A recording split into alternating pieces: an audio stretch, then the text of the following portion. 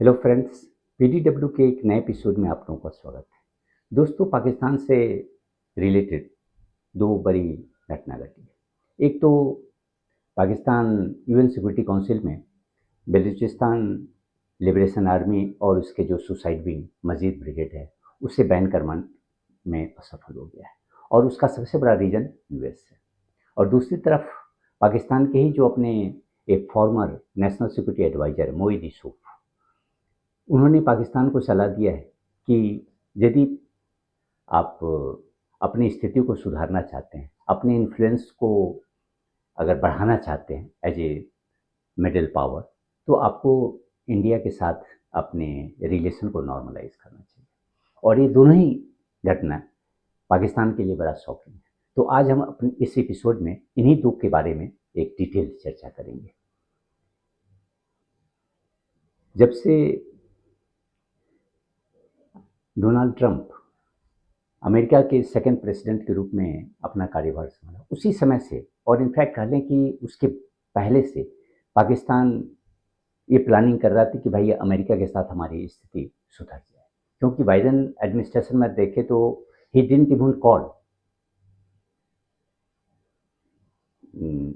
Pakistan president Imran Khan. और in fact there was a constant anxiety in Pakistan that there is no call from US। तो इसलिए जैसे ही Donald Trump का second term start होता है, उसके बाद पाकिस्तान ओवर कहने कि एक्टिव हो गया अपने रिलेशन को सुधारने की क्रम में। और उसका आप नतीजा देखिए कि Pakistan has been successful in doing this work और achieving its objective to a great extent. और ये तो स्पष्ट है कि जिस तरह से डोनाल्ड ट्रंप ने एक लंच ऑर्गेनाइज किया पाकिस्तान के जो फील्ड मार्शल आसिफ मुनीर के लिए, और उसके बाद आप जब भी देखें तो वो हमेशा ही my favourite field marshal Asif Munir की चर्चा करते हैं और इवन शहबाज शरीफ के लीडरशिप की बात करते हैं। यद्यपि ये दोनों ही यानी कि रियलिटी के बिल्कुल विपरीत है, लेकिन इसके बावजूद और इवन इसमें पाकिस्तान का इनफैक्ट कह लें कि उसका जो जी हुजूरी का एटीट्यूड है, ऑब्सिक्यूअस एटीट्यूड, वो काफ़ी हद तक रिस्पॉन्सिबल है। क्योंकि India can not play that role और उसमें पाकिस्तान सबसे आगे है। उसे इसे मतलब कह लें कि पाकिस्तान को कोई हिचक नहीं है। और इसलिए आप देखें कि पाकिस्तान ने किस तरह नोबेल पीस प्राइज़ के लिए भी डोनाल्ड ट्रंप का को नॉमिनेट किया था। और उसके बाद पाकिस्तान जो डोनाल्ड ट्रंप के फैमिली मेंबर्स और इवन कर लें कि उससे रिलेटेड जो ऑर्गेनाइजेशंस हैं उसके साथ हैं मिनरल्स डील किया और even crypto currency related deal. तो Pakistan went out of the way to keep Donald Trump in good humour और उसका उनको एक कहने की फ़ायदा हुआ भी। लेकिन इसके बाद आप देखें कि मई 2025 में ऑपरेशन सिंदूर होता है और ऑपरेशन सिंदूर में एक टीआरएफ जो ऑपरेशन सिंदूर था, तो बेसिकली वो it was an operation to avenge the killing of innocent civilians by TRF और द रेसिस्टेंट फ्रंट।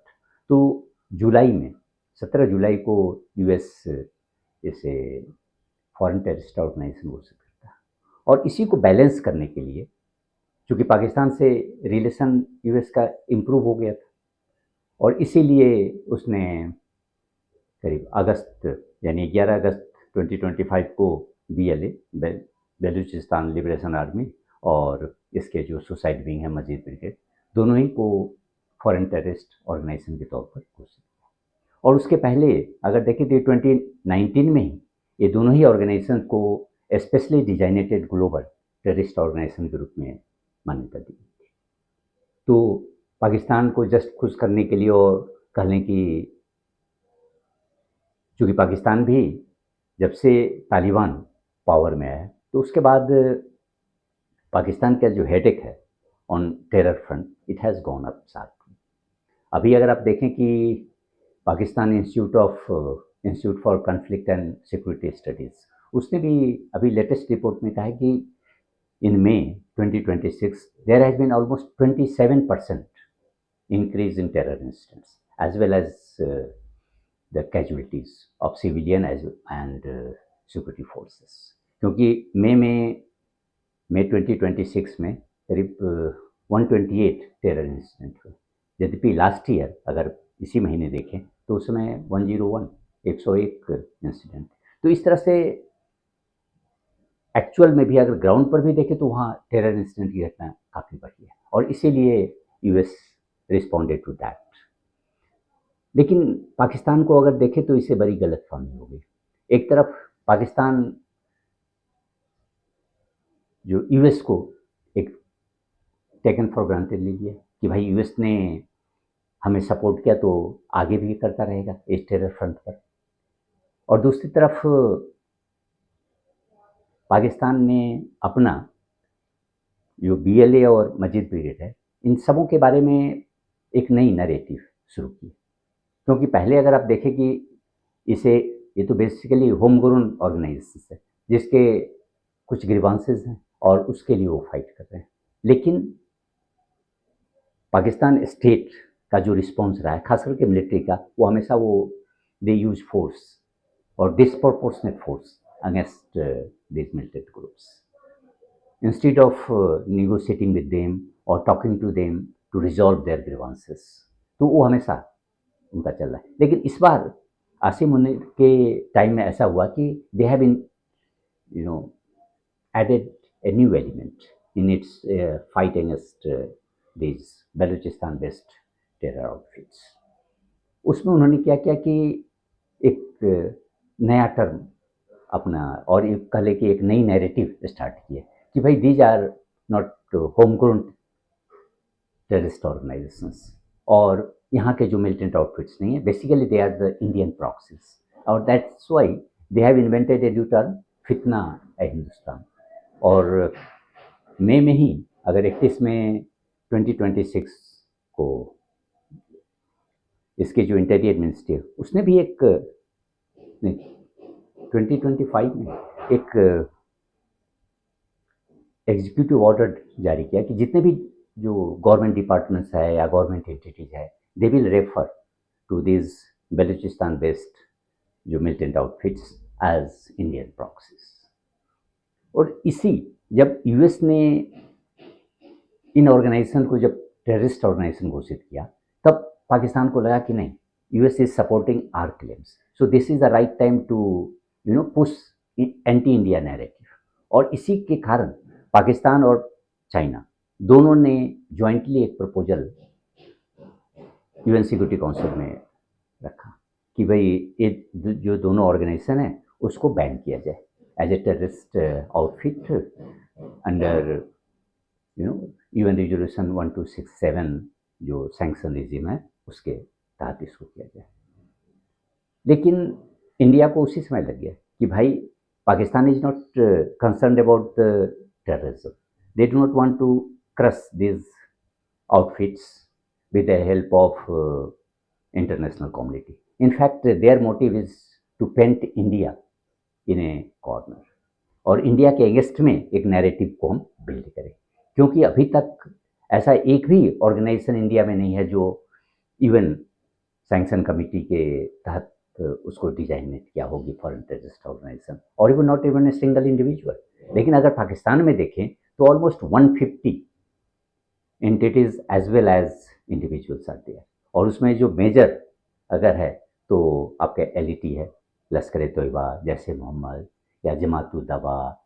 इंडिविजुअल में आप देखें तो हाफिज सईद है और मसूद अजहर है, रहमान मक्की है, but there are so many individuals.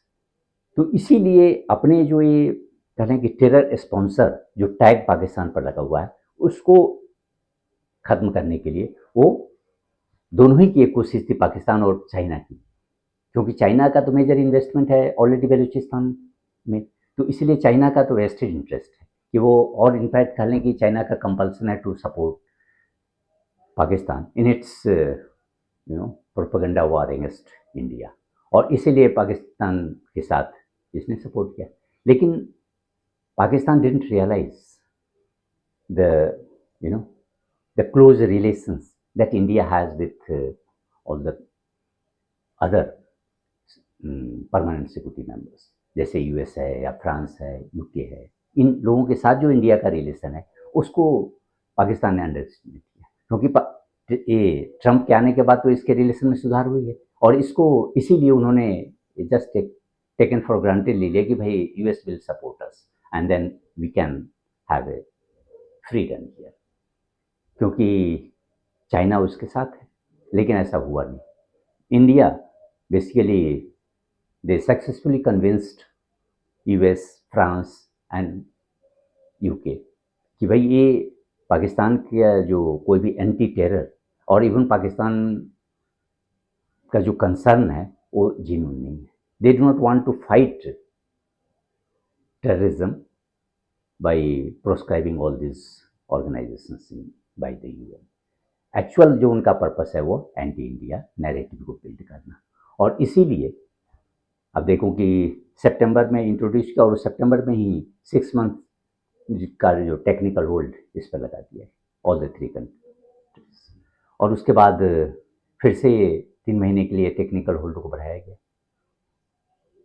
Finally अभी 5 जून को यूएस ने इस रेजोल्यूशन को ब्लॉक कर दिया कि इस ग्राउंड पर कि भाई ऐसा कोई भी एविडेंस नहीं है कि बीएलए एंड मजीद ब्रिगेड का डायरेक्ट एसोसिएशन हो अलकायदा के साथ या इवन इस्लामिक स्टेट के साथ, ऐसा कहीं भी कोई एविडेंस नहीं है। तो इससे है कि पाकिस्तान को तो बड़ा धक्का लगा, क्योंकि पाकिस्तान अभी तक उम्मीद कर रहा था कि we will counter India by designating all this organisation foreign terrorist organisation, क्योंकि एक बार जब यूएन के थ्रू ये फॉरेन टेररिस्ट ऑर्गेनाइजेशन का ठप्पा लग जाता है तो then it will be much easier for Islamabad to peddle anti India narratives कि भाई ये सारे जो हैं वो बेसिकली इंडिया के प्रॉक्सी है टू डीएस्टेबलाइज पाकिस्तानी स्टेट, इसको वो आगे बढ़ाना चाहते, लेकिन ऐसा नहीं हुआ।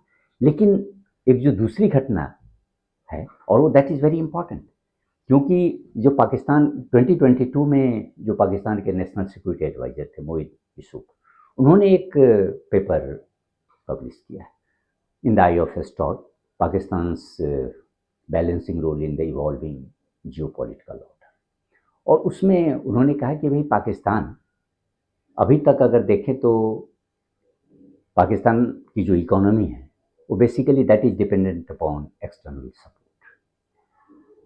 पाकिस्तान चाइना पर डिपेंड करता है सारे इंपोर्ट्स के लिए और इवन इन्वेस्टमेंट के लिए, यूएस पर डिपेंडेंट है कि भाई support export market, that because US is the largest market for Pakistan goods, और फिर जो भी मॉनेटरी फाइनेंशियल इंस्टीट्यूशन चाहे वर्ल्ड बैंक हो या आईएमएफ हो, वहाँ भी जो फंड लेने की बात होती है तो उसमें पाकिस्तान यूएस पर ही डिपेंडेंट होता है।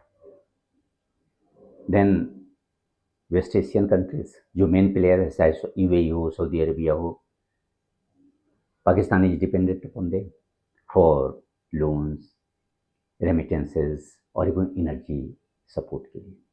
लेकिन ये सारे एक्सटर्नल असिस्टेंस के बावजूद Pakistan has not been able to put its economy on a solid ground. वो हमेशा एक, अब देखें कि बिगिनिंग से 1947 के बाद जब से पाकिस्तान एग्जिस्टेंस में है उस समय के बाद एक ये हमेशा एक साइकिल है इसका, बूम एंड बस्ट साइकिल से पाकिस्तान की इकोनॉमी क्रॉस करती है। हर 5-7 साल पर देखिए कि Pakistan has to go to IMF for external assistance, और अभी भी ऑलरेडी चल रहा है पाकिस्तान का। तो इसका सबसे बड़ा रीज़न जो यूसुफ कहते हैं कि भाई पाकिस्तान का जो एक फॉरेन पॉलिसी ऑब्सेशन है कि टू मैनेज इस राइवलरी विथ इंडिया, वो इसका सबसे बड़ा ड्रॉबैक है। एक्चुअल में उनके हिसाब से कि भाई पाकिस्तान जो डिपेंड करता है एक्सटर्नल जो सोर्सेज है, बिग पावर, चाहे वो वाशिंगटन पर हो या बीजिंग पर हो, उससे पाकिस्तान का उद्धार नहीं होने वाला है। Ultimately Pakistan will have to go for regional integration, क्योंकि उनके हिसाब से कि भाई पाकिस्तान का पोटेंशियल तो है, because it sits at the intersection of South Asia, Central Asia and West Asia, so Pakistan can become a regional connectivity hub for all these countries, whether it is for trade, transit और even energy connectivity के लिए ये पाकिस्तान का potential है, लेकिन Pakistan has not been able to tap this opportunity. और उसका सबसे बड़ा रीज़न है वो इंडिया के साथ जो इनका कह लें कि परमानेंटली ब्रोकन रिलेशनशिप, क्योंकि उनकी ये जो यूसुफ का कहना है कि भाई दो जो मेन कॉरिडोर पाकिस्तान के जो इकोनॉमिक ट्रांसफॉर्मेशन में काफ़ी अहम भूमिका अपनाएगा, वो एक है नॉर्थ साउथ कॉरिडोर और दूसरा ईस्ट वेस्ट। कि नॉर्थ साउथ कॉरिडोर तो ऑलरेडी कह लें कि पार्सली ऑपरेशनल है due to this CPEC China Pakistan economic corridor, उसके कारण इट हैज़ बिकम ऑपरेशनल। लेकिन ईस्ट वेस्ट नहीं। ईस्ट वेस्ट का मतलब कि India, this corridor which will connect India to Pakistan, then to Afghanistan, Iran, Central Asia, West Asia. तो उस वे में पाकिस्तान का रोल एक कनेक्टर के तौर पर काफ़ी बड़ा हो जाता है। उससे होगा कि भाई एक जो रीजनल डेवलपमेंट तो होगा ही, लेकिन उसमें पाकिस्तान को भी काफ़ी फ़ायदा होगा, क्योंकि कोई भी अगर जैसे कि इंडिया का हमेशा डिमांड होता है कि पाकिस्तान को जो ट्रांजिट रूट दे, लेकिन Pakistan has not been willing to provide India transit route, तो उससे बिलियंस ऑफ डॉलर का नुकसान हो रहा है पाकिस्तान को। तो अगर पाकिस्तान इस फ्रंट पर काम करे कि भाई हम अपने जो रिलेशन है इंडिया के साथ सुधारे, तो उसके साथ होगा कि ऑटोमेटिकली पूरे साउथ एशिया जहाँ की रीजनल इंटीग्रेशन बहुत मिनिमल है। अगर यहाँ आप देखें कि इंट्रा रीजन जो ट्रेड है वो हार्डली 5% है, और दूसरी तरफ देखिए एशियन कंट्रीज का वहाँ 25%। तो there is huge potential, but it is only because of the conflictual relation between India and Pakistan that the region is still suffering। तो इसीलिए उनका है कि भाई अगर पाकिस्तान अपने स्टेटस को बढ़ाना चाह रहा है, अपनी इकोनॉमी को स्ट्रेंथन करना चाह रहा है, अपन एज ए मिडिल पावर माने स्ट्रॉन्ग कंट्री के तौर पर उभरना चाह रहा है, तो Pakistan will have to normalise this relation because that is the strategic necessity for Pakistan. उसके बगैर इसका कोई उपाय नहीं हो। कितना भी ये डिपेंडेंट हो जाए बीजिंग के साथ, कितना भी रिलेशन सुधर जाए यूएस के साथ, कहीं से भी पाकिस्तान में कह लें कि पाकिस्तान की स्थिति में कोई खास चेंज नहीं होने वाला। There will be some momentary period, temporary period of exuberation and some external supports which will keep its economy floating, लेकिन इसके बाद कुछ नहीं होने वाला है। क्योंकि आप इंटरनेशनल रिलेशन में भी आप देखें कि जब तक आपका इकोनॉमी का स्ट्रेंथ नहीं है तो यू कैन नॉट फाइट और you can not protect your sovereignty. You can claim we are following strategic autonomy and all this things, but it doesn't have any real importance. तो इसीलिए अब है कि ये जो यूसुफ का सजेशन ऐसे टाइम में आया है जब पाकिस्तान ऑलरेडी को एक रियलिटी चेक मिल गया अपने यूएस रिलेशन के साथ, और इसलिए कह सकते हैं कि Pakistan is now facing double wave. एक तरफ यूएस के साथ वो कह लें कि एक हार्ट ब्रेक उसका हो गया, और दूसरी तरफ अपना ही जो नेशनल सिक्योरिटी एडवाइजर उनको एडवाइस दे रहा है कि नहीं भाई आप इंडिया के साथ रिलेशन को सुधारो।